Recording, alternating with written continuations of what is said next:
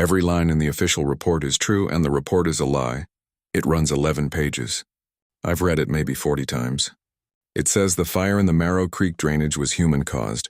Illegal fireworks discharged during a total fire ban, in the driest year anyone ever put in a book. It says 9 people entered a closed forest.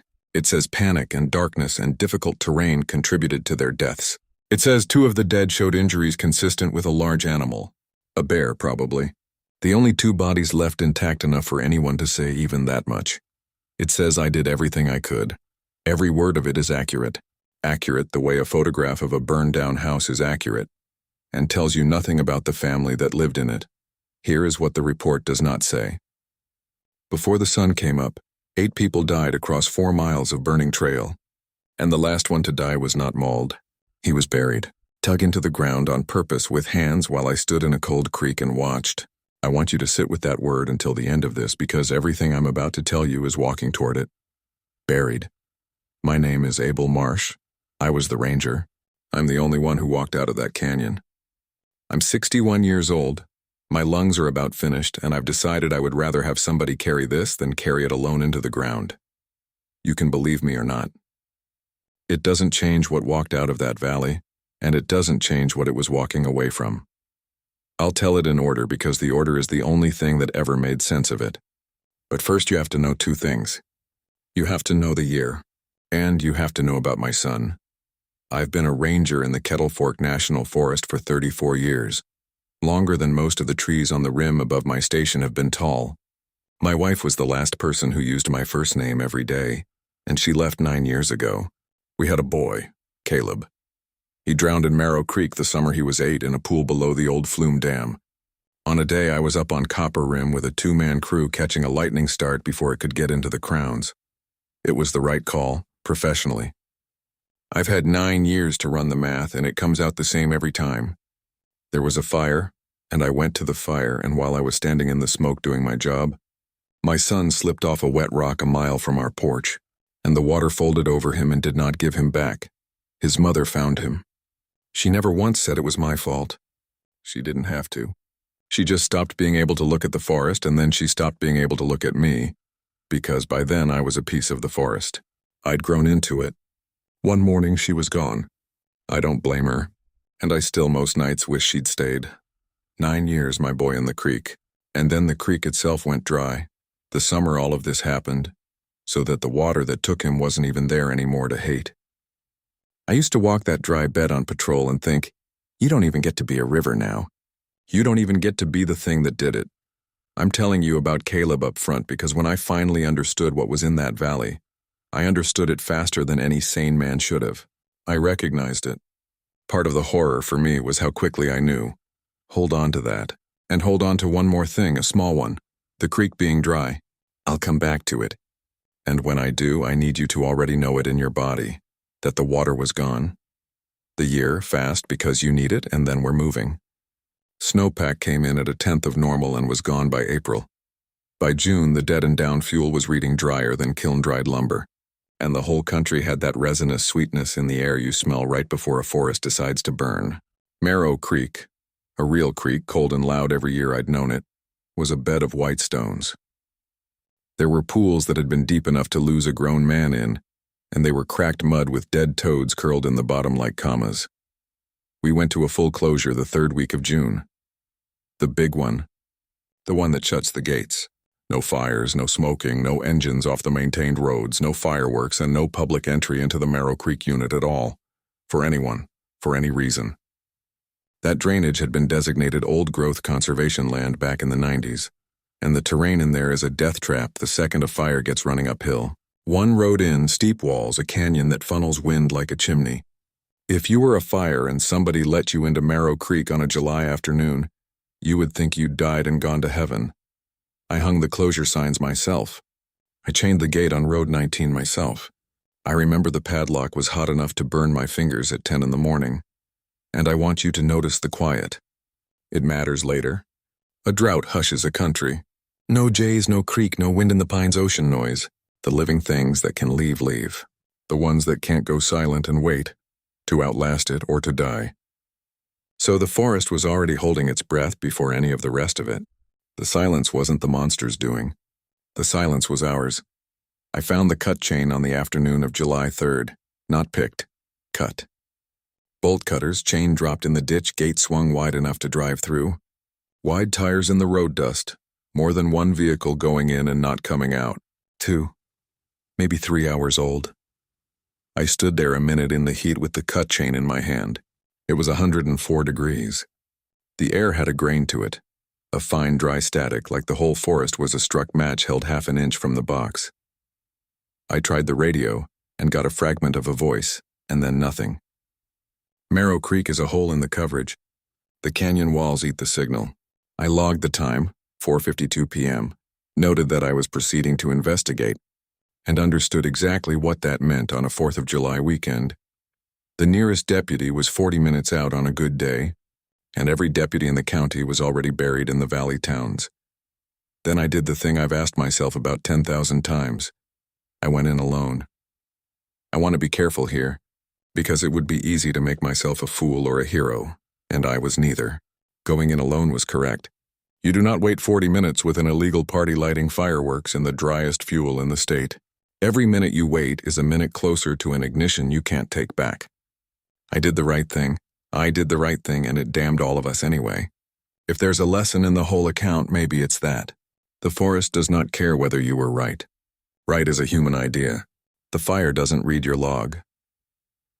Road 19 runs 6 miles up the drainage before it dead ends at the old work center, collapsing government buildings from the CCC days. The first 3 miles climb through an old burn, black snags with the bark sloughed off silver where the weather had gotten at the wood. Then the road drops over a saddle and you're into the old growth. Cathedral trees, ponderosa 5 feet through the trunk with bark like puzzle pieces, and the light goes green and old, and the temperature drops 5 degrees just from the shade of them. That's where I started finding the trash, a hard seltzer can with a pastel label. Then another. Then a mylar balloon, silver, star-shaped, snagged in a huckleberry bush moving a little in air I couldn't feel. Somebody had let go a balloon in the most fire-prone forest in the state during a red flag warning. I pulled it down and stuffed it behind my seat, and my hands were not steady, and it wasn't fear yet. It was anger. The specific hot anger you feel when someone treats a thing you love like it's disposable. Because to them it is. I could hear them by mile 5. Bass with the melody stripped out by distance, so it was just the thud of it coming up the canyon, laughter under it. And once unmistakably the flat crack of a mortar, the professional kind, the kind you're not supposed to be able to buy. I killed my engine, coasted the last quarter mile, parked behind the last standing wall of the work center, and walked in on foot with the light going long and gold through the big trees. And that was how I first saw them. 9 people, in the meadow at the top of the drainage at the edge of the restricted valley having the party of their lives. You'll meet all 9 before the night is done. The night will introduce them better than I ever could. For now, 3. The one who ran it was a man named Carter Voss. You might know the name if you follow that world. Luxury development. The kind of man who builds gated communities called Eagle Bend Preserve on land that used to have actual eagles and an actual bend before he graded them flat. Maybe 48. Lean, silver at the temples, hiking clothes that had never hiked. He had a way of standing with his weight back on his heels surveying, like everything his eye landed on was already his or soon would be. Why a man like that would drag a private party into a closed forest? Why this forest? Why this valley? I did not understand that night. I learned it in the last hour before dawn, from the mouth of a dying boy, and when I understood it, it turned my stomach. So it can wait. It waited for me. The young one, all teeth and shoulders, was Chase Whitmore, Voss's junior partner. 31. The human embodiment of a man who has never once been told no, and lived. Chase had brought the fireworks. Chase lit the fireworks. Chase was the one who, when I stepped out of the trees and identified myself, laughed in my face, and there was a kid at the back, 22, maybe 23, hauling a bag of ice that was melting down his arm. Noah, Voss's nephew. The assistant, the gopher, the one whose job was to be grateful. He was the only one of the 9 who wouldn't meet my eye, not out of contempt like the others. Out of shame. I clocked it in the first 10 seconds. He knew they shouldn't be there. He'd known it in the car, and he'd said nothing. And he was going to keep saying nothing because he was 22 and broke, and his uncle held the whole world. And he'd made the calculation a lot of decent people make, that he would swallow one more wrong thing to keep his place at the table, and it would be the last one. He promised himself the last one, remember his name. Out of all of them, remember his. The rest of them you'll meet as the night meets them. A woman filming everything. A woman turning the rings on her fingers.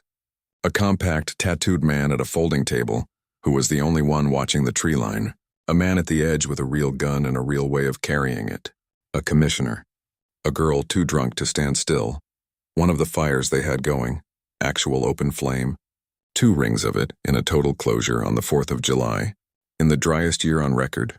Threw light on a folding table where the drugs weren't even hidden. Just out. A little pile of white on a black tray, catching the last of the sun.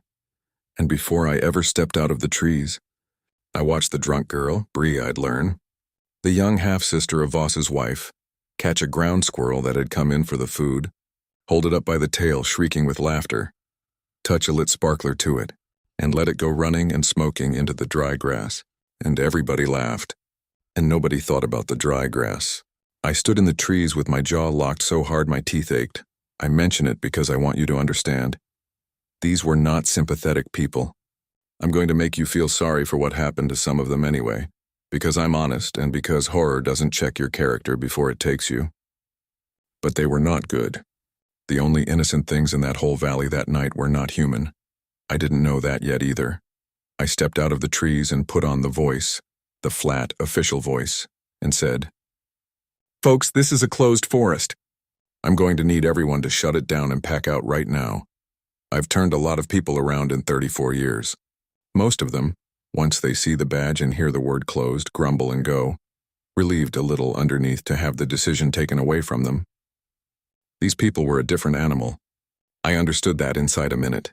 Chase stood up off his cooler, spread his arms and said, Officer, relax. It's the 4th of July. He said it the way you'd talk to a dog that had wandered into a dinner party. I'm not an officer. I'm a forest ranger and this isn't a discussion, I said. You've entered a closed forest under a total fire ban. You've got open flame and what looks to me like commercial-grade fireworks. I need every one of those fires out and every one of you in your vehicles in the next 15 minutes. And even doing that. Some of you are going to be talking to a judge. That's when Voss came over, unhurried. He put a hand on Chase's shoulder, gentle, and Chase stepped back. And I understood the hierarchy in that one motion. Voss looked at me with what I can only call warmth, which was worse than contempt, because contempt is at least honest. Ranger Marsh, he said, reading it off my shirt. I appreciate you coming all the way up here. I do. I want you to know we have permission to be here.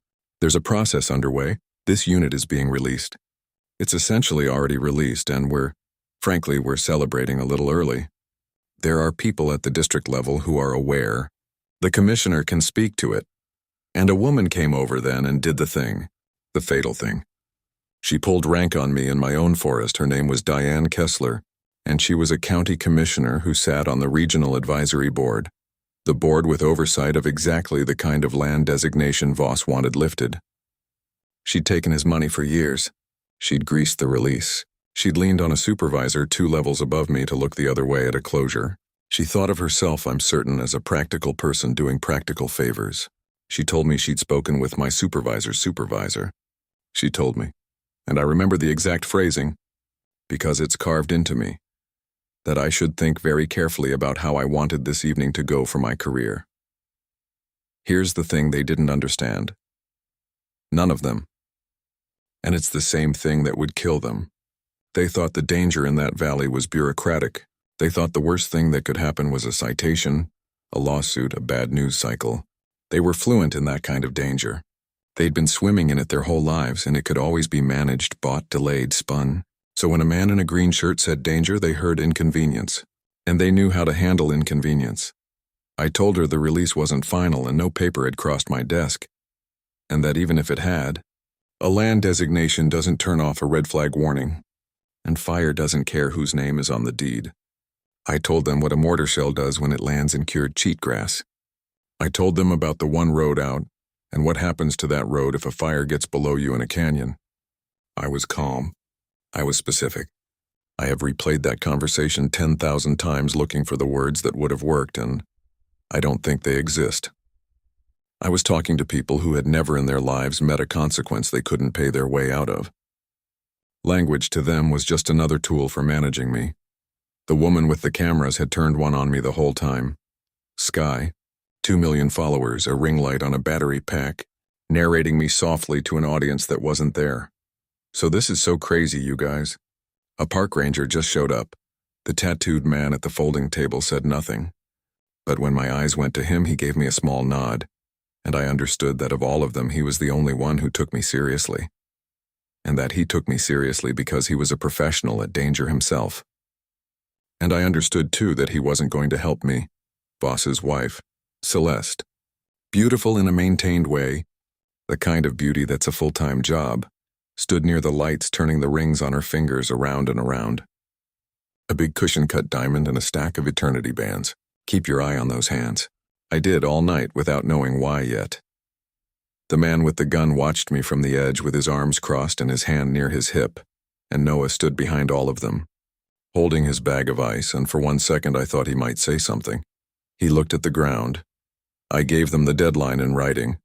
Most wouldn't take the paper. I photographed the vehicles, the plates, the setup. I told them I was leaving to reach a spot where my radio worked, and that when I came back it would be with the sheriff. And I told them one more time, the last time, looking into Carter Voss's warm and untroubled face, that if they lit one more firework in that meadow, they might kill everyone standing in it. Voss smiled at me and said, "Drive safe, Ranger." I walked back through the big trees in the last of the light with my hands shaking again, and behind me the party cranked back up, louder now, defiant, a whoop.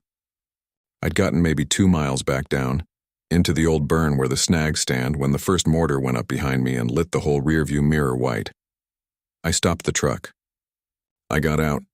I looked back up the canyon. They'd started the show. Real shells, professional shells, big chrysanthemum breaks in gold and red and that hard chemical green, throwing light on the underside of smoke that was already gathering, because you can't fire that many shells without smoke. And every one of them was raining spent casings and hot slag and unburned stars down into fuel that hadn't seen rain in 90 days. I have watched a lot of things try to start a fire in my life. I have never watched anybody try so hard. I was already keying the mic, already knowing it was hopeless from down in the hole, when one shell came apart low. Too low. A mortar that tipped in its rack, the way they do when drunk men set the racks on uneven ground, and instead of going up, it went out. A flat burning arc into the tree line on the north side of the meadow, into the restricted valley, into the old growth that had never burned in any of our lifetimes, and it caught. I want to describe how fast because people who haven't seen it don't believe it. It was not a campfire spreading, in fuel that dry and air that hot, with the canyon breeze drawing up slope with the evening. 1 second there was a glow in the trees, and the next there was a wall. Orange, roaring, a sound like a freight train and a jet and the ocean all at once. It climbed a 200-year-old. Ponderosa like the tree was made of paper, ground to crown in about 4 seconds, and then it threw embers a 1/4 mile ahead of itself and started 10 more fires I couldn't even see. I did what I was trained to do. I screamed a report into the static. Location, size, fuel, wind, no containment, full dispatch, lives at risk, and almost none of it got out. I learned that later, and then I made the decision that damned me, which was to turn around. Because there were 9 people up there between the fire and the dead end of that road, and the fire was between them and the way out. And if somebody didn't get up there in the next 10 minutes and put them on the one route that hadn't burned yet, they were all going to die. I drove up into the fire to save the people who'd lit it. That was the last simple thing I did all night. The scream. 28. A mile back up into the smoke, a burning snag came down across the road and I had to stop. I got out to see if I could drag it, and in the half-second of quiet between the fire's surges, because fire breathes, it has a rhythm. It pulls air in and lets it out. In that half-second, a sound came out of the burning valley that I have never been able to describe to anyone's satisfaction, and that I still hear most nights right in the place where the day lets go of you. It was not human. I want that clear first because it's the thing people always ask. It was not a person screaming, though it had the shape of screaming in it, and it was not an animal I knew. And I know the animals of this forest. I know a cougar's scream that sounds like a woman being murdered. I know a bear's bawl. I know an elk. It was none of that. It came from the heart of where the fire was worst, and it was deep. Deep enough that I felt it in the truck's frame, in my back teeth, and it went up and cracked in the middle, the way a sound cracks when the thing making it is being torn apart from the inside by something that isn't physical. It was grief. I knew it immediately, and I hated that I knew it. It was the sound a living thing makes when it is watching something it loves die and it cannot reach it. I knew it because I had made a version of that sound myself once, standing on the bank of a creek. It went on longer than a breath should allow. Then the fire's roar swallowed it, and I stood there with my hand on the hot hood of my truck and every hair on my body standing up, and I told myself, it was the wind. Wind does strange things in a fire in a canyon. I did not believe it was the wind. I couldn't get the truck past the snag. I took what I could carry. Headlamp, radio, fire shelter, water, sidearm, the little med kit, and went up the road on foot, into it, because there was nothing else to do. The smoke by then was a physical thing, a low ceiling you walked under, and it turned the world into a series of rooms. 40 feet of visibility, and beyond that an orange-brown nothing. Shapes moved in the nothing that were fire, and shapes that were trees, and more than once, I'd swear, a shape moved in it that was neither, low and long going the same direction I was, up canyon, off to my left, keeping pace with me. Silent. When I swung my headlamp on it, there was only the drifting reddish murk and a smell. This is the second thing people always ask about after the sound. Under the smoke, and smoke has its own smell, sharp and clean and terrible. Under it, there was another smell that did not belong. Wet fur. Wet dog, but bigger, muskier, denser. An animal that had been recently soaked, standing close enough to fire that the water was steaming off it. In a landscape where every visible drop of water had been gone for months, something up there was wet enough to steam. I filed it away without understanding it. I understood it later all at once, and when I did, it was the worst moment of my life. Worse than anything with teeth in it. I'll get there. I came over the saddle into the meadow, and it was chaos. The fire had come around the north and east sides. The meadow was an island of unburned grass in a ring of flame, and the ring was closing. The festoon lights were still on, absurdly cheerfully lit, and by their light and the fire's light I could see them in every stage of panic. Somebody throwing bottled water at a fire 300 feet tall, Chase trying to load more mortars. Some broken circuit in his brain still insisting the shells were the answer. Sky filming the fire. Kessler walking circles with her phone in the air screaming, "Why is there no signal?" As if the mountain owed her. Voss standing very still in the center of it all. And beside him, the security man, Boone, ex-military. The neck tattoo was a unit I recognized, and the way he carried the pistol was real. Boone had the gun out now. Held low, turning, watching the tree line, and I remember thinking, what does he think he's going to shoot? The fire, I got loud. I told them the only road out was already cutting off below us, that we had a window of minutes, that we were going to walk out together, right now, down the road, staying low, staying together. And for one moment I had them. Fear had finally spoken a language they understood, and I was the only person there who sounded like he knew the way out. And they turned toward me the way sheep turn toward the one gate that's open. That's the moment we lost Bree. She'd gone the wrong way in her panic, drunk, chemical slow, terrified, off toward the north edge where the trees were, away from the road along a seam of the fire, into a finger of unburned timber that stuck out into the flame like a peninsula. I yelled her name 3 times. She didn't turn. She just kept walking into the smoke at the tree line with her arms out in front of her, like a woman feeling for a light switch in a dark room. I started after her. I got maybe 10 steps and Boone grabbed my arm, not cowardice. I want to be fair to Boone, he was no coward. He grabbed me because a spot fire had just lit the grass between me and her, a wall of it, waist high and rising. 3 more steps and I'd have been in it. He hauled me back. It probably saved my life, and in the same 10 seconds the thing in the trees took Bree. Because she screamed. Not a fire scream. I've heard fire screams, and this wasn't that. This was the scream of a person who has, in the last instant of her life, seen a face up close that her mind cannot accept. A short scream, cut off wet. Cut off the way a scream only gets cut off when the throat making it stops being a throat. Then nothing. Then, under the fire, the sound of something heavy being dragged through brush fast away from us into the burning trees. And then it was gone, and Bree was gone with it. We found what was left of her at dawn. I'll tell it now because I want her death kept in the order it came. She was up in the crotch of a scorched tree, wedged there 12, 14 feet up higher than a person can climb. And she had been, I have to be clinical or I can't do it, she had been opened. Not eaten. That's the thing that broke me at the time. Not eaten. Opened and left. The way you'd leave something you killed out of anger rather than hunger. And her face was untouched. Perfectly untouched. Her eyes open, looking down at us with a look on it like she'd been asked a question she couldn't answer. But that was the morning.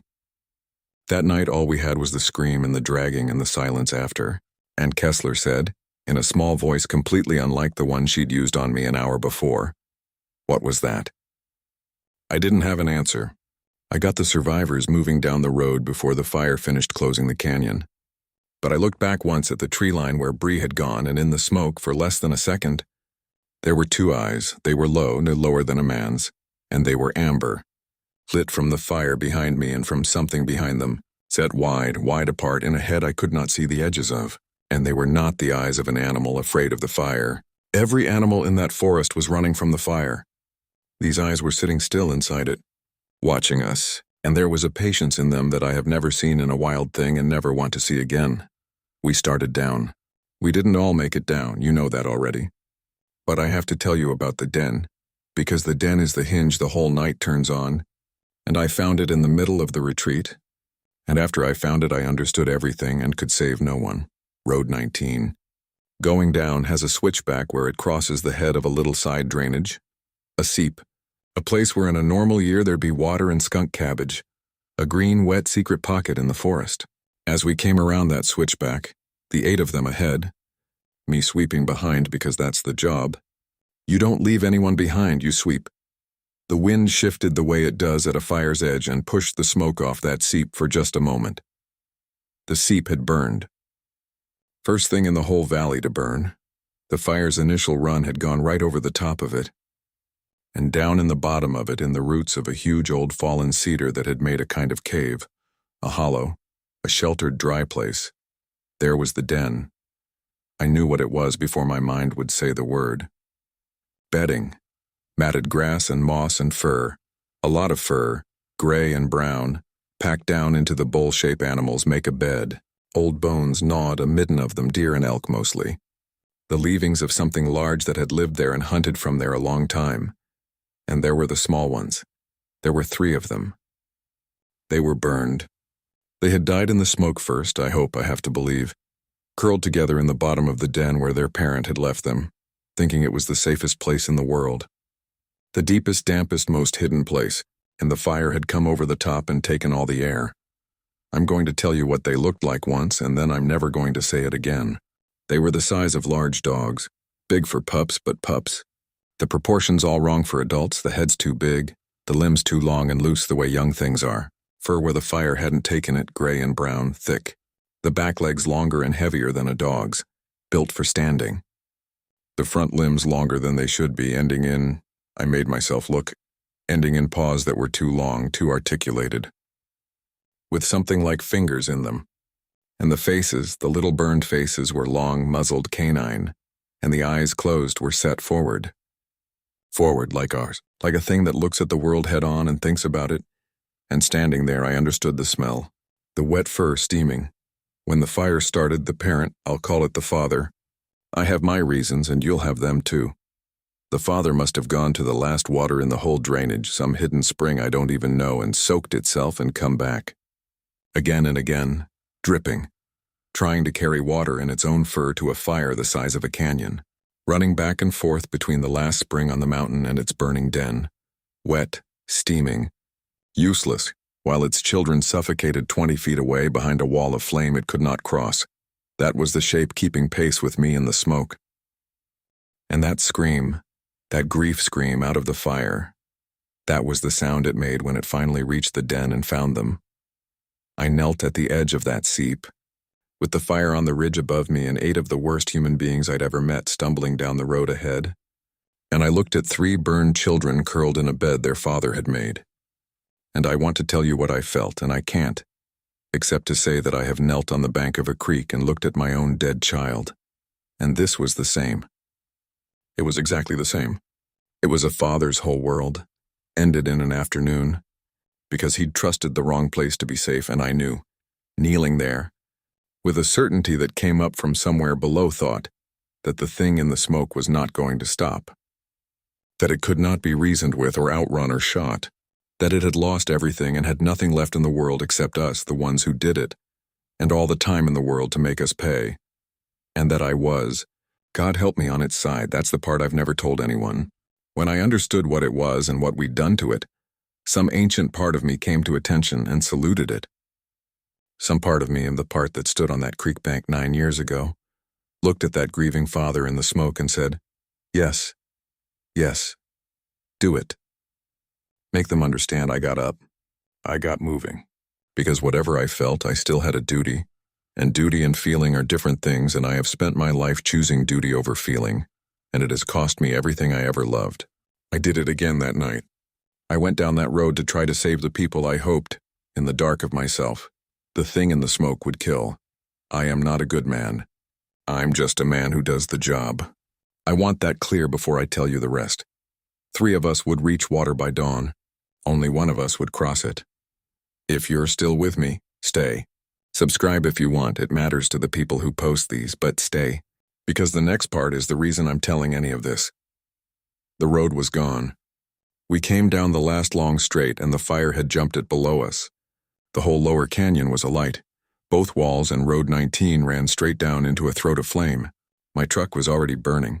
A black shape inside an orange envelope, the tires going off one at a time like slow gunshots. Their own vehicles were cut off above us behind the fire we'd just walked down through. We were trapped on a shrinking island of road. One option. One, which I knew about because I'd worked this country for 34 years. And they knew nothing because they'd flown over it once in a helicopter, looking down at it like a monopoly board. The old Drover's Trail. A foot trail from the last century that contours out of Marrow Creek over a low saddle to the west and drops into the next drainage, Silver Fork, which had a road that hadn't burned and, more important, a live creek. Actual water. The only water for miles. Rough trail, exposed across a scree slope, then through timber, then down. An easy afternoon in daylight. That night, in the dark, in the smoke, with 8 civilians in party clothes, half of them high, it was the thinnest thread of a chance. And it was the only thread there was. 4 hours to dawn. 4 miles to water, I told them flat and fast, and here is where the group started to come apart, and where you learn what these people were made of, because a crisis doesn't build your character. It just takes the wall off the front of the house so everyone can see what was always inside. Kessler wanted to wait for a helicopter. Still, God help her, thinking in terms of resources that could be summoned. A world where she makes a call, and the machinery of the state arrives to lift her out of her mistake. No signal, I told her. No aircraft flies into a canyon full of smoke and thermal columns at night, and nowhere in this terrain to land one. She screamed that I was incompetent, that this was my forest and my job and my fault, that I hadn't stopped them. She actually said that I hadn't stopped them. And Voss, this is the tell, Voss didn't correct her. He let her build the story in real time, because he could already see, could Carter Voss, that there were going to be bodies and there was going to be a report, and there was going to need to be someone whose fault it was, and it wasn't going to be him. Chase wanted to go back up for the trucks. Kept saying it. We just go up and around, the trucks are right there, pointing at a wall of fire, until the tattooed man finally spoke. The trucks are cooking, man. Look at it. They're gone. His name, the only name I ever got when, was Roman. He was the dealer. He'd brought the cocaine and the ketamine and something designer, and he was there partly to sell and partly, I came to understand, to collect. Voss owed him, or Voss's operation moved money through something of his. He was compact, watchful, the only one of them who'd looked at the tree line all night instead of at himself, the most dangerous human being in that meadow. And he was, in the end, not dangerous enough by an order of magnitude I still can't describe. Voss made the decision for the group because that's what Carter Voss did. He clapped his hands once and said, "All right." We follow the ranger. Single file. Let's move. And they moved, and because he'd told them to. And I understood that even now, even here, they were his. That whatever authority I had was borrowed against his. And that when it mattered, he would spend it on himself. We started up the drover's trail into the smoke, 8 of them and me, with the fire lighting the underside of the world orange. And somewhere off in the timber, keeping pace, something moved that was not the fire and was not us. I put Boone at the front with a light, because he was the most capable and I wanted him where I could see him and his gun. I took the rear, sweeping, which meant the person directly in front of me at the tail of the line was Skye. She would not stop filming. And I want you to understand, it wasn't bravery, and by then it wasn't even documentation. Somewhere in the last hour it had become the only way she knew how to be present in her own life. When the world got too big and too real, she put a lens between herself and it. Because a thing on a screen is a thing happening to someone else. She'd trained herself so long that she couldn't feel an experience unless she was recording it for people who weren't there. She walked the trail half backward, filming the fire behind us, narrating in that bright, dead voice. "So we're hiking out, everybody's being so brave. The ranger's amazing," and I kept telling her to watch her feet, and she kept not doing it, and she was the first of us to really see it, because she was the only one looking backward into the smoke, through a lens, with a light on. We came out onto the scree slope, the exposed stretch where the trail cuts across a face of loose, broken rock, with a long drop below into the burning canyon. The smoke was pouring up the face in a river, lit orange from underneath, shredding and reforming. And Skye stopped, and I heard her breath change, and she said, not to her audience, in a small, real voice I hadn't heard her use all night, "There's something on the slope, below us and behind us, out on the scree where nothing should have been able to move quietly, and because scree is the loudest ground there is. A shape was coming up the face. Fast, and it was not making the sound scree makes. It was placing itself rock to rock, silent, the way a cat crosses a cluttered floor. Except it was the size of, I couldn't tell. The smoke kept taking it. But it was big, it was low, and then it was tall. That's the thing. That's the thing that finally broke my mind open.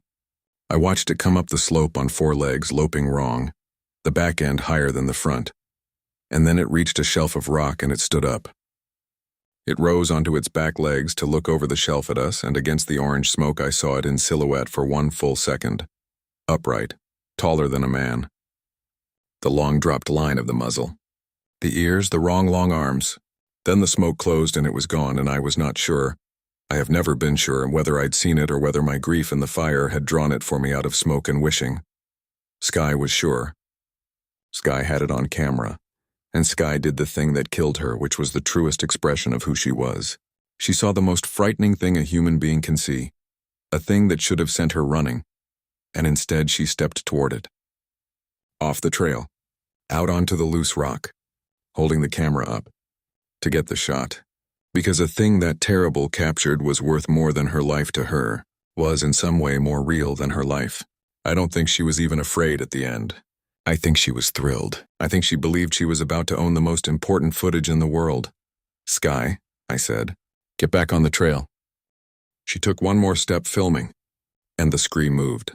Her feet went out and she went down onto her side, and she dropped the camera to grab at the rock, and the whole surface of the slope started to go with her. A slow, grinding avalanche of talus, and she slid 20 feet and fetched up hard against a boulder, and I heard the air go out of her. She was below us now, off the trail, on the open face in the dark and the smoke, screaming up at us to help her, and the fire was coming up the slope from below, and the thing was down there with her. I have never in my life felt so useless. There was no way down that wasn't a slide into the fire.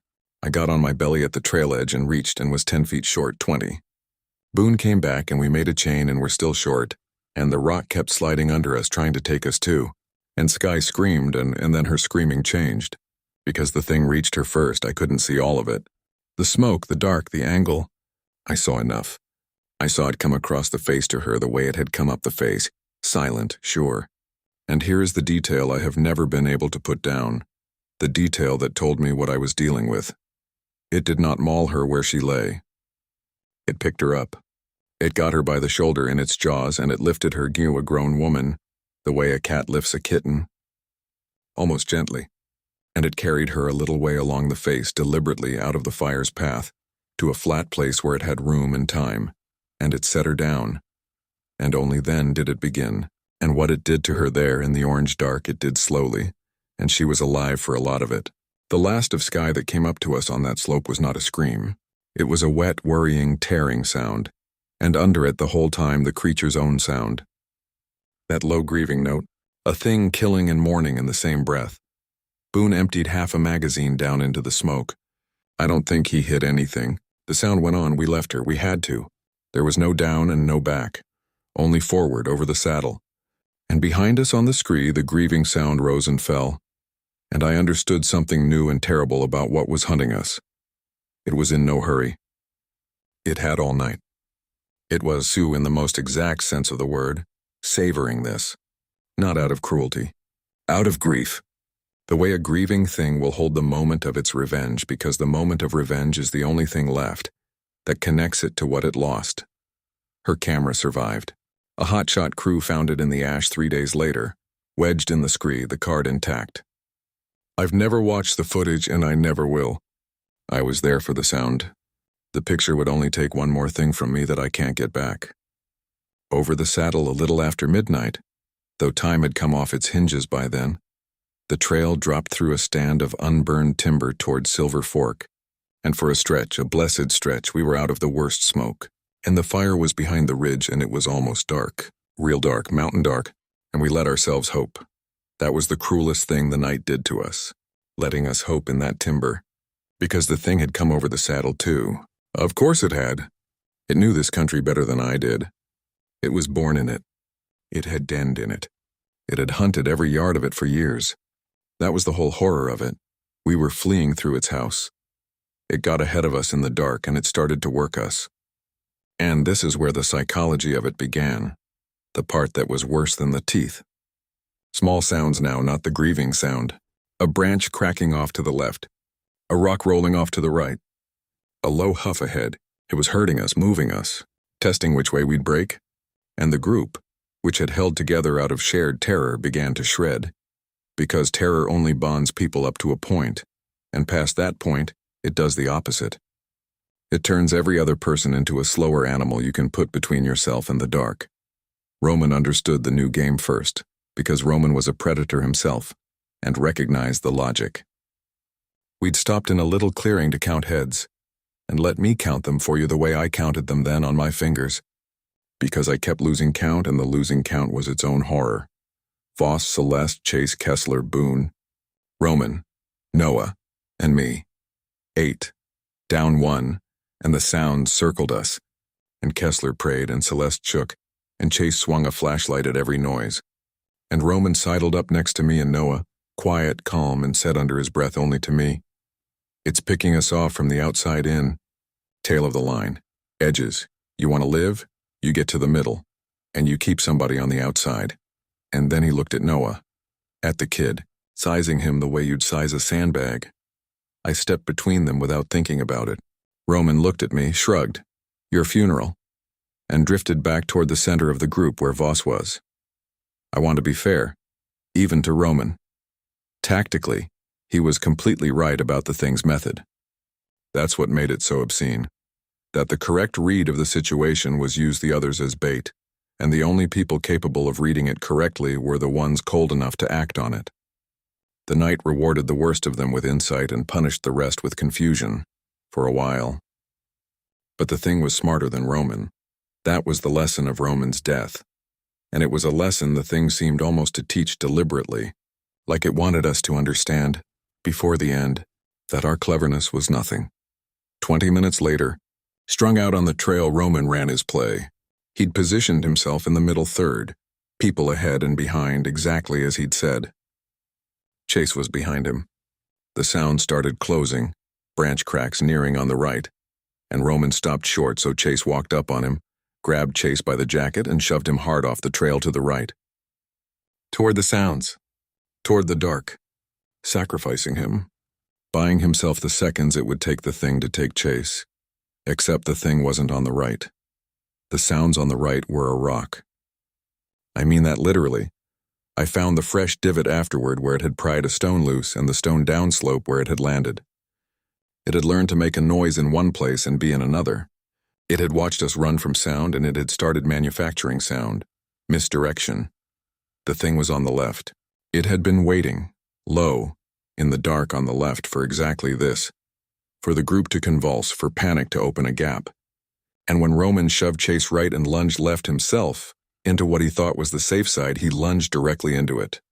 I've gone back and forth for 9 years on whether it planned that, whether it understood that Roman was the dangerous one, the competent one, and set the whole board to draw him out.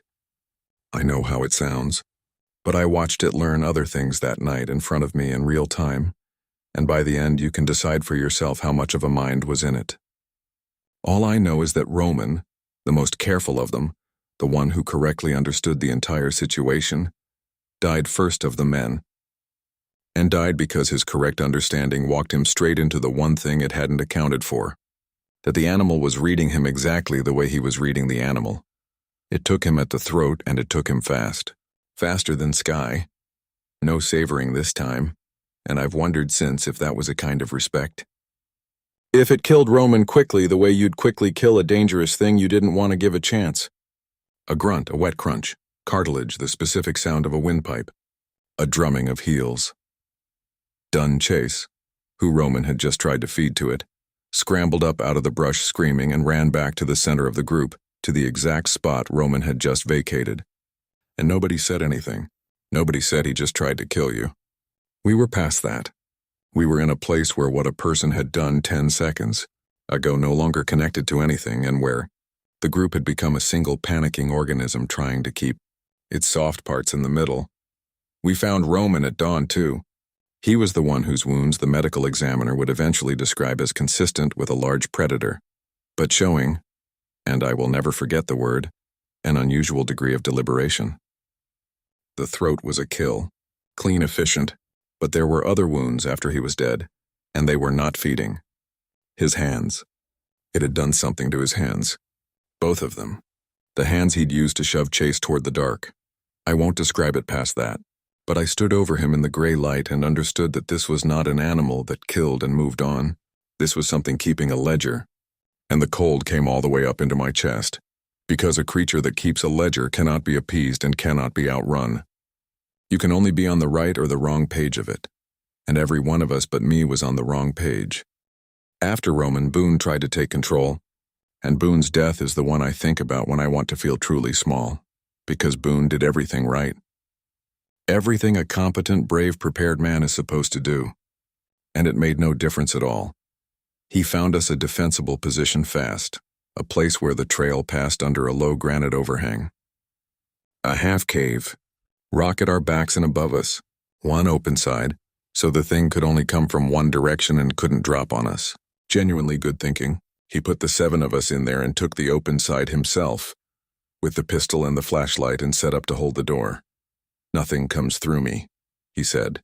And he meant it. And for a while we believed him because we needed to.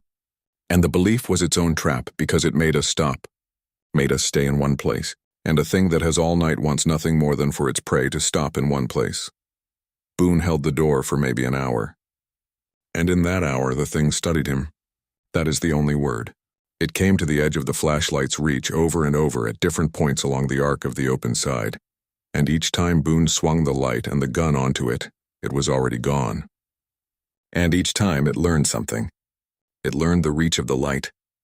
It learned the sound the gun made when he thumbed the safety. It learned how long it took him to swing from the left of the arc to the right. It was taking his measurements. And Boone, being a soldier, understood he was being measured, and it ate him alive from the inside. Because a soldier's whole faith is that preparation and skill and nerve will see you through. And here was a thing that treated his preparation and skill and nerve as data. And then it did the thing I think about most. It showed him its face. It came fully into the light. On purpose. It walked into the beam of Boone's flashlight and stood there, on 2 legs, and let him see it. All of it. For 3 or 4 seconds, which is a very long time. And I saw it too, over his shoulder. Clear. No smoke to give me an excuse. The long, heavy head, the muzzle scarred and gray. Black lips pulled back off teeth that were a predator's teeth but too many and too even. The amber eyes. The massive sloped shoulders, the fur burned away in patches down one side, where it had gone into the fire for its children. The long arms. The hands. The hands with their long articulated fingers and their claws hanging at its sides. It was not snarling. That was the horror. It wasn't threatening him. It was just looking at him, the way you'd look at a lock you already knew how to pick, and then it finished him. Not with teeth. It looked past him, at us, at the people behind him. It moved its eyes down the line of us in the cave one by one, counting. And I felt its eyes cross me, and stop, for a moment, on me. And there was something in that look I have spent 9 years trying not to understand. And then its eyes moved on past me like I was a rock, like I wasn't food, like I wasn't on the page, and it finished counting the others. Then it looked back at Boone, lowered itself onto all fours, unhurried, and walked out of the light. Dismissing him, and Boone made a sound I have never heard a grown man make. Because he understood. He wasn't the point. It had shown him its face to teach him that. He was the door, and doors don't matter. You just wait for the door to get tired. Boone got tired around 3 a.m. Everyone does. And the thing knew the exact moment, because it had spent the night measuring him. When his light dropped for 1 second as his arm finally failed, it came through the open side low and fast. And it did not go for Boone. It went past him, into the cave at the rest of us, and to teach him, one last time, that he had never been the door at all. He fired into the dark of that cave with all of us packed inside, and the muzzle flashes lit it in stutters. The thing, the people, the rock, and I don't know to this day whether any of his rounds hit it. I know 2 of them hit Diane Kessler in the hip and the belly, because I heard her go down and I heard the difference in her screaming, and in the chaos it took Boone after all. Grabbed him from behind as he stood in the mouth of the cave with his empty gun, and pulled him out into the dark. And this one it did slowly, right outside, just past the light. Close enough that we heard all of it. Close enough, I believe, that we were meant to hear all of it. The competent man, the prepared man, the man with the gun. Coming apart over a long time, 6 feet from us, while we pressed against the back wall of the rock and could not listen. It broke him in a particular order. I could hear the order. It started with the parts a soldier is proudest of. He begged at the end, which I will never hold against him. Any man would. And the last thing he said was a name. A woman's name. Not anyone with us. Someone far away who would get a visit from 2 officers in a week, and then the name stopped in the middle. The gun was empty, and the door was gone, and there were 6 of us left, and one of them was gut-shot by her own side and dying slow. 3 a.m. 2 more miles to water, and the thing out there was not tired, and it was not hungry, and it was not done, and it was not, in any way I understood the word, an animal. Kessler couldn't walk. 2 rounds through the pelvis and gut will do that. I got a pressure bandage on her out of my kit, knowing it was nothing. Knowing she needed a trauma team and a helicopter an hour ago. And when I tried to move her, she screamed so loud that I understood. I hated how fast I understood. That the noise itself was going to get the rest of us killed. The night had made me quick at that arithmetic. Voss was quicker. Voss had been running that arithmetic since the meadow, and Voss said in a reasonable voice, a boardroom voice, a voice offering a difficult but necessary decision, "We can't move her. Marsh. She's not going to make it, we all know that. We have to think about the ones who can still walk." And he was right. That's the thing. He was medically and tactically right. And he was right the way a certain kind of man is always right, which is that his rightness always, every single time, happened to align exactly with his own survival. Kessler heard him. Of course she heard him. She'd been his creature for years, taken his money, opened this forest for him, screamed at me that the fire was my fault to protect him. And now she lay in the dirt with her own blood under my hands and listened to Carter Voss in his reasonable voice decide to leave her. And I watched something happen in her face that was worse than the fear. It was understanding. She finally, at the very end, understood what she had spent her career being useful to. She grabbed my collar, not Voss's, mine, the ranger she'd threatened. And she pulled me down and her voice was going, there was blood in it, and she said, "Don't let them leave me, please. I'm a commissioner. People know me. People will look for me." As if her office were a rope that could be thrown. As if the world she'd risen in extended out here. One more room of it where her title still meant she couldn't simply be left in the dirt to die. I told her I wouldn't leave her, and I meant it. I got my pack under her head and told the others to go ahead. I'd bring her slow, and I stayed with her in the dark, and Voss took the rest of them on down the trail, and I let him, because there was no version of this where I saved everyone, and at least this way the ones who could walk would walk, but I couldn't carry her and watch the dark at the same time. And the thing knew that. It had learned, watching Boone, that a person who has to guard is a person who can be waited out. It came for her while I was tying off the bandage. It didn't come for me. It came around me. I felt it pass. The heat of it, the wet fur and smoke stink of it, close enough to touch. And it took her out from under my hands, off the ground from a dead lie, and was gone into the timber before I got to my knees. The strength of it. God, the strength of it. And the last of Diane Kessler was her voice going away into the dark, still saying it, still saying the only spell she had ever known. I'm a commissioner. I'm a commissioner. Smaller and smaller. And then just the sounds. And then not even those. They found her the next day, laid across a deadfall. With her arms arranged, that's the word the report wouldn't use, and I will because it's true, arranged out to the sides. And her county ID, the little laminated card that had been the whole architecture of her life, was set on the log beside her, face up, clean in the middle of all that ruin, deliberately placed. I have never been able to decide whether I imagined the meaning in it, or whether the thing was, in its way, telling us that it had seen exactly what she was, and exactly what her card was worth out here in the dark, in the only court that had ever actually held jurisdiction over any of us.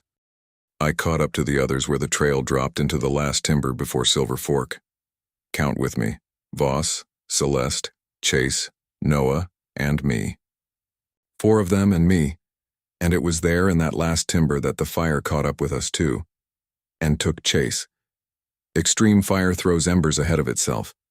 A quarter mile, a half mile in that wind. The main fire was behind the ridge, but the ridge was no wall to embers, and they'd been raining into the Silver Fork timber for hours. And now, at maybe 4 in the morning, the spot fires they'd lit were coming into their own. There was fire in the timber ahead of us and below us, new fire in patches spreading, and the trail threaded between the patches, and it was a maze now. A burning maze with gaps that were closing. Chase still had the bag. I hadn't understood until then that he was carrying it, a duffel over his shoulder. And I realized with a sick drop that it was the fireworks. In the first panic, some animal part of Chase's brain had grabbed the most valuable thing he could see, which to Chase was thousands of dollars of professional pyrotechnics. He'd humped that bag over the saddle and down 4 miles of trail like it was a parachute, because on some level, Chase could not conceive of a world where the fireworks were the problem and not the solution. They were his. They were expensive.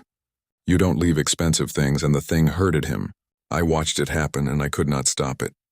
The sounds again, the cracks and huffs coming from the safe gaps, closing them off one by one in Chase's mind, until the only direction his panic would let him go was the wrong one, toward a stand of young lodgepole that was already alight at the crowns. And he ran blind the way they all ran at the end, straight into it with the bag on his shoulder, and I screamed at him, "Drop the bag, drop the bag." And he didn't. Of course he didn't.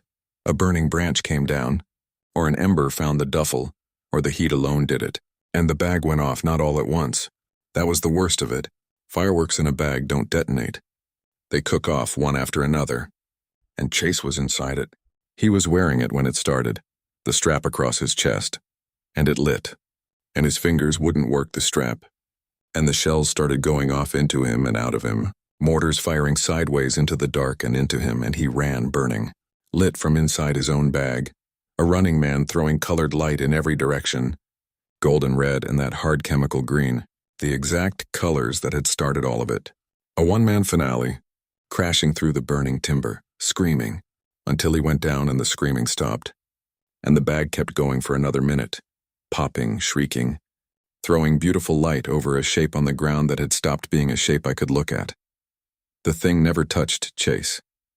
It didn't have to. It had just pointed him at what he was, and what he was did the rest, and I remember thinking, standing there watching a man burn to death inside the celebration he'd carried into a closed forest.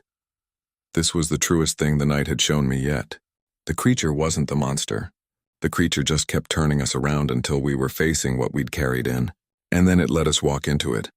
Celeste went not long after, and her death taught me the last thing I needed to know about the people I was with, how they'd been thinking about the creature the whole time, underneath, without saying it. Because Celeste had a plan. She'd worked one out, in the part of her mind that had spent a whole life solving problems exactly one way, and when the thing finally came for her, she used it. And it was so purely her, a person being exactly themselves at the moment of death, that I felt that hysterical thing at the back of the throat that is almost horribly a laugh. We'd been cut apart by a patch of fire, Celeste and me on one side, Voss and Noah on the other, 40 feet of flame between us, and the thing came for her across the open ground, unhurried, and she saw it coming and she did not run, because she'd decided running didn't work. She'd watched running not work all night. Instead, she did the thing that had always worked. The only move she'd ever really had. She tried to pay it. She got down on her knees. I think she meant it to look like dignity, but it looked like collapse. And she started taking off her jewelry, fast, her hands doing that turning dance one last time, the rings coming off, the cushion-cut diamond, the eternity bands, the bracelet, the earrings, and she held them out on her two open palms toward the thing, a double handful of light. And she was saying something low and fast. A negotiation, take it, it's yours. Take it and go, please, please take it. Offering a grieving animal a fistful of carbon and precious metal, offering it the only kind of value she had ever fully believed in. Because in Celeste's world, everything and every single thing's had a price. And the only problem she had ever met that couldn't be solved with enough of the right currency was the one kneeling in front of her. And she couldn't see it. Even now, even here, she was holding out diamonds to a father who had watched his children burn. The thing came up to her. It stopped close. It looked down at her and at her handful of light. And I will believe until I die that it understood the offer, that it knew exactly what she was doing, and that this of everything, Wang, was what it could not forgive. Not the fire, even. The offer, the idea that what it had lost had a price, that the death of its children was a transaction that could be settled, that a fistful of stones could be weighed against them, its head lowered toward her open hands, slow, almost curious. And Celeste's face, for 1 second, filled with a terrible hope. The hope of a woman whose last bribe might be landing. It took her hands first. Both of them. The hands holding out the jewelry in one motion, and her hope became something else. And then it took the rest of her, and it was not quick and it was not slow. It was thorough. And I stood behind a wall of fire 40 feet away, and could do nothing but watch. Afterward, the jewelry was there in the ash. The diamond, the bands, and scattered, dulled with soot, intact, indestructible, worth more than my house. Lying in what was left of the hands that had offered them. The thing had left every stone untouched, and I understood that too. It had left the jewelry the way it had left Kessler's ID card. It was showing us the exact worth of the things we had killed its children for. 2 of them left. Carter Voss and Noah, and the sky going gray in the east, real gray dawn coming. And I let myself think for the second cruel time that night that we might make it. That we might walk 3 living men out of that forest into the morning. Here is the part I've never been able to tell straight through without stopping. I'm going to do it once here all the way, and then it's done. We came down out of the burning timber into the bottom of the Silver Fork drainage as the light came up. And there was the creek. Water. Actual water. Low and brown but running, the first water in miles, and the road on the far side unburned. Our way out. 300 yards. After everything, we were almost there, and Noah was coming apart. But differently than the others had. Not just fear. Something that had been building in him all night, and now with the end in sight it came up out of him. As we half ran for the creek, he was talking fast to me. Only to me, because I was the one who'd been kind to him. The one who'd told him hours ago when he asked what that scream was. "It's a bear, son. Bears come to fire sometimes. Stay together and we'll be fine." A lie I told a scared kid because the truth wasn't going to help him walk 4 miles. He'd decided I was safe, and he needed, before he died or before he lived, to stop carrying the stone. He told me why his uncle had chosen this valley. There was a man buried in it. A geologist named Alan Mercer, who 8 years ago had been about to testify that a Voss grading project upslope of a little town called Larkspur had caused the debris flow that killed a family of 4 in their beds. Mercer never testified. Mercer disappeared and the case fell apart, and Voss built his subdivision. And Alan Mercer had been in the ground in the Marrow Creek old growth the whole time. Inside a closed forest nobody was allowed to enter. The most perfect grave money could arrange, and Voss had come back to celebrate the release he'd bought, and to stand near the grave and feel safe. Because men like Carter Voss can't fully enjoy getting away with a thing unless they go back and stand on it. Noah had found the shape of it months before, paperwork, in his uncle's files during a legitimate task, and he'd done what people do. Told himself he was wrong. Told himself it wasn't his business. Told himself he'd deal with it someday when he was stronger and safer, when it wouldn't cost him everything to be a good man. He'd carried it up the canyon in his chest like a stone, and now he was crying and running and confessing to a stranger in a burning forest, because he thought it was the last chance he'd ever have to be honest. I should have told someone. I should have said something. "I'm sorry. I'm so sorry." And he wasn't apologizing to me, I don't think, or even to Alan Mercer. He was apologizing to the whole shape of his short life, to the person he could have been if he'd been braver one time and I was reaching for him. That's the thing. We were at the creek bank, and I had my hand out for his arm to help him down and across. And I had him. I almost had him. I felt the fabric of his sleeve, and Carter Voss hit him from behind, not the creature. Voss, his uncle. Carter Voss heard his nephew confessing the family's murder to a federal ranger. And even here, even now with the fire behind him and the dawn coming and one thing in the world left to do, which was help this boy across a creek to safety, Carter Voss's very first instinct, faster than fear, faster than love, faster than anything, was to protect the secret. He shoved Noah 2 hands in the back, the way you'd shove a man off a platform, and he shoved him not toward the water but sideways down the bank, toward the last dark stand of unburned brush along the creek, away from me, out of my reach, into exactly the kind of separated, isolated, cornered spot the thing had been driving all of them toward all night.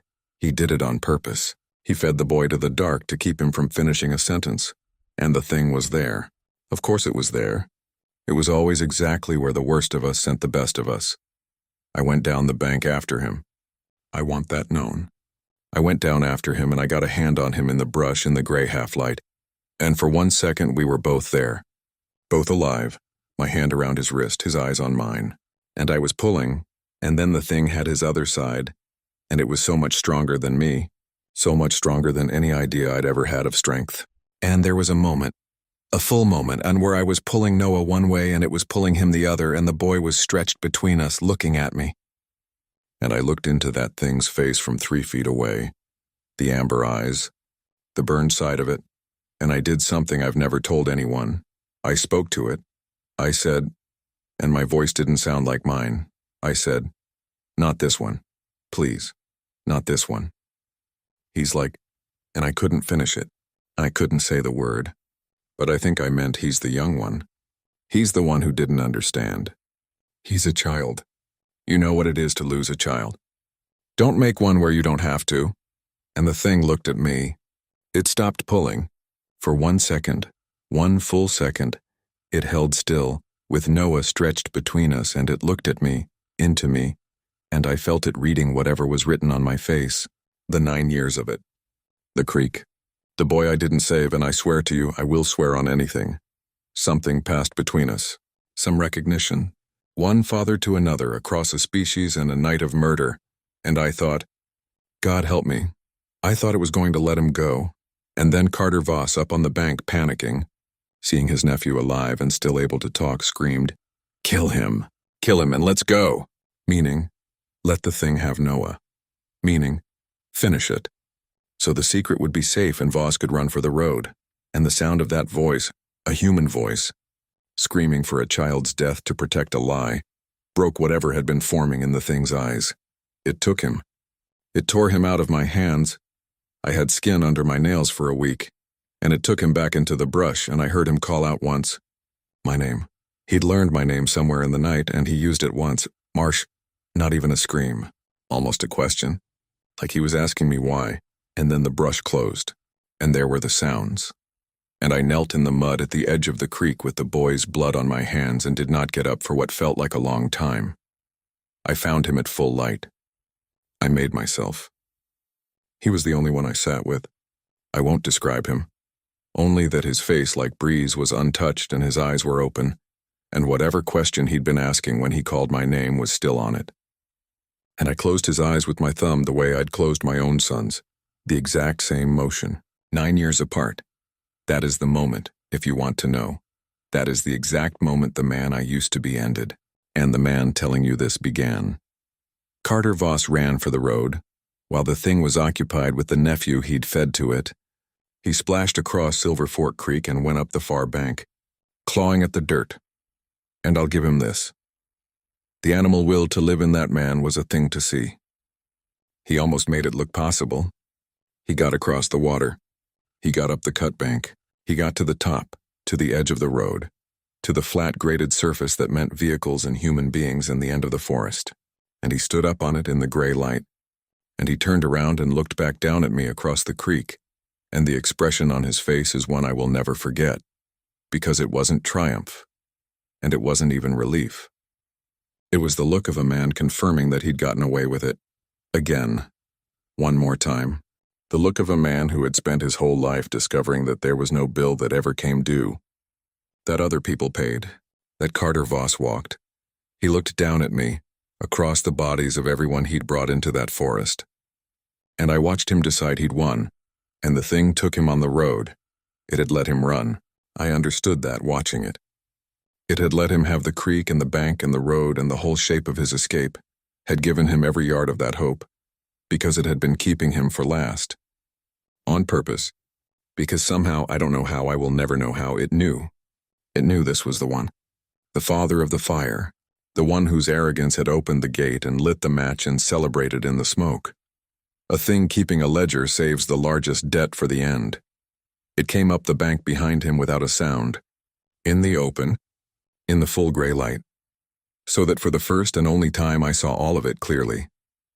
No smoke, no flashlight, no half-second silhouette. The whole animal in daylight moving. And it was worse in daylight. So much worse. Because in daylight it was real. Just a real thing that existed in the world. Matted and burned down one side and enormous, moving with a terrible economy. It rose up behind Carter Voss on that road, and it took him down. And then it did the last thing. The thing I have never told anyone and am telling now, the thing that made me understand, finally and completely, what the old stories in this country had always been trying to say. It didn't just kill him, it buried him. Predators cache. Cougars do it, bears do it. They cover a kill with dirt and duff to hide it, to come back to it. A known thing. A natural thing. And if you'd told me beforehand that's what I was seeing, I'd have said, yes, that's caching. But this wasn't that. This was slower. And it was deliberate. And it used its hands. It killed Carter Voss and then it dug, right there in the soft grated shoulder of the road with those long-fingered hands, a hole. And it put him in it. And it covered him over, pressing the earth down. And it took its time. And I stood in the creek in the cold morning water and watched a wild thing bury a man in the ground. And I thought about Alan Mercer. 8 years in the old growth put in the earth to keep a secret. And I understood that the thing had no idea who Alan Mercer was, and that it didn't matter. Some rhyme older than any of us was completing itself. The man who'd buried a body to bury the truth was going into the ground, by the hands of a father whose truth he'd burned. I have never felt anything like what I felt standing in that water. It wasn't horror. That's what I can't explain to people. By then it wasn't horror. It was something closer to prayer. When it finished, it stood up on the road over the fresh earth, on 2 legs. And it turned. And it looked down the bank at me and it came down. Slowly. Across the creek. Into the water. Toward me I did not run, because there was nowhere to run. And because I did not want to, it came up close, and closer than it had come to anyone it hadn't killed, close enough that I could smell it. The wet fur and the smoke, and under that a smell like blood and milk. A dense smell. A nursing smell. And I understood the wet fur, the steam all over again, and my legs nearly went. It stood over me. It was so tall, and it looked at me, and I looked at it, and I did not look away. And I said the only thing I had left, which was the truth. I said, I know. I know what they did. I know what you lost, and my voice broke on the last word. Because I was not only talking about its children, it held there. Its breath moved my hair. The amber eyes went over my face, slow, the way it had counted us in the cave, reading me, and I felt it find the thing in me it had passed over all night. The creek, the boy. The father who chose the fire and came home to a drowned child. I felt it recognize me, one to one. The only two fathers on that mountain who both knew exactly what it was to be a mile away, doing your job, while the thing you loved most in the world died.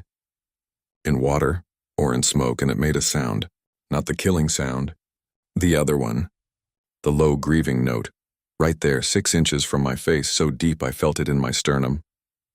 And it was not a threat. It was the truest thing anyone said to me that whole night. It was one grieving animal telling another, you know, and I put my hand up. I don't know why. I'll never know why. It was the stupidest and the only possible thing. I put my hand up toward the burned side of its face, the way you'd reach for anything that's hurting, and it let me. For 1 second, it let me lay my hand against the ruin of its face. And it closed its eyes, and then it opened them, and it stepped back, and it turned, and it left me alive.